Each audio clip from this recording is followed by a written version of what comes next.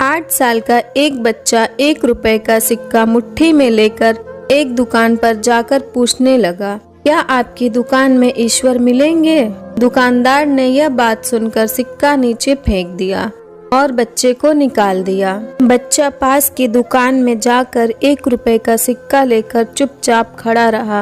ये लड़के, 1 रुपए में तुम क्या चाहते हो? मुझे ईश्वर चाहिए, आपकी दुकान में है। दूसरे दुकानदार ने भी भगा दिया, लेकिन अब उस अबोध बालक ने हार नहीं मानी। एक दुकान से दूसरी दुकान, दूसरी से तीसरी, ऐसा करते करते कुल 40 दुकानों में चक्कर काटने के बाद एक बूढ़े दुकानदार के पास पहुंचा।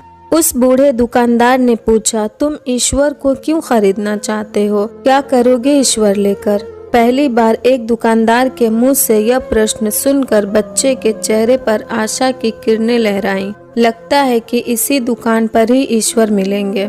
बच्चे ने बड़े उत्साह से उत्तर दिया, इस दुनिया में माँ के अलावा मेरा कोई नहीं है। मेरी माँ दिन भर काम करके मेरे लिए खाना लाती है। मेरी माँ अब अस्पताल में है। अगर मेरी माँ मर गई तो मुझे कौन खिलाएगा?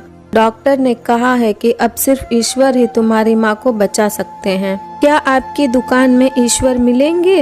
हाँ मिलेंगे। कितने पैसे हैं तुम्हारे पास? सिर्फ 1 रुपए। कोई दिक्कत नहीं है, 1 रुपए में ही ईश्वर मिल सकते हैं। दुकानदार बच्चे के हाथ से 1 रुपए लेकर उसने पाया कि 1 रुपए में 1 गिलास पानी के अलावा बेचने के लिए और कुछ भी नहीं है। इसलिए उस बच्चे को फिल्टर से 1 गिलास पानी भर कर दिया और कहा, यह पानी पिलाने से ही तुम्हारी माँ ठीक हो जाएगी। अगले दिन कुछ मेडिकल स्पेशलिस्ट उस अस्पताल में गए। बच्चे की मां का ऑपरेशन हुआ और बहुत जल्द ही वह स्वस्थ हो उठी।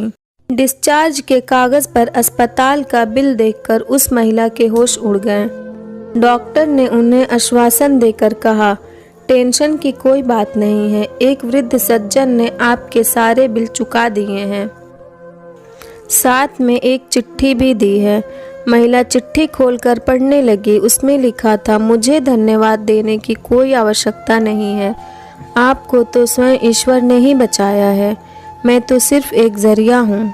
यदि आप धन्यवाद देना ही चाहती हैं तो अपने अबोध बच्चे को दीजिए, जो सिर्फ 1 रुपए लेकर नासमझों की तरह ईश्वर को ढूंढने निकल पड़ा। उसके मन में यह दृढ़ विश्वास था कि एकमात्र ईश्वर ही आपको बचा सकते हैं। विश्वास इसी को ही कहते हैं। ईश्वर को ढूंढने के लिए करोड़ों रुपए दान करने की ज़रूरत नहीं होती।